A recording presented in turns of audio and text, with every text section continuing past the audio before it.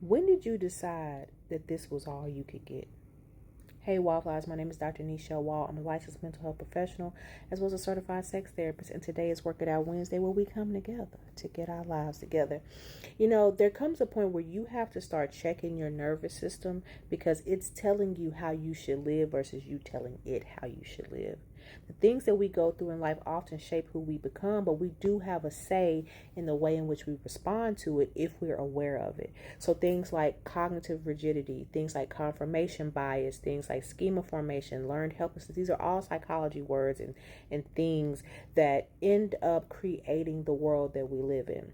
For example, if you have a schema formation, that is the template that you essentially have structured your life around, and now everything that you go through in life is going to be like this because this is how it's gelled together, versus picking it apart and understanding what works and what doesn't work.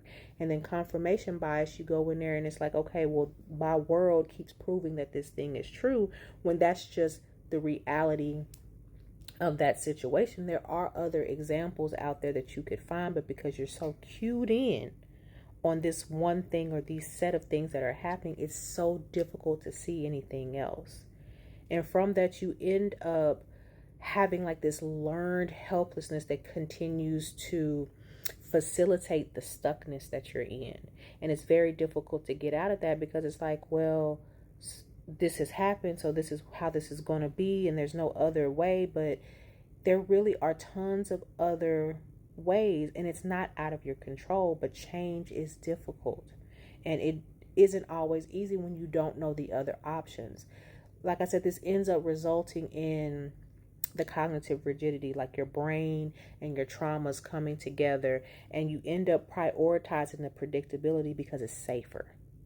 It don't got you out on the limb scared, you know what I mean? So this week, what I want us to do is to identify what is keeping us stuck.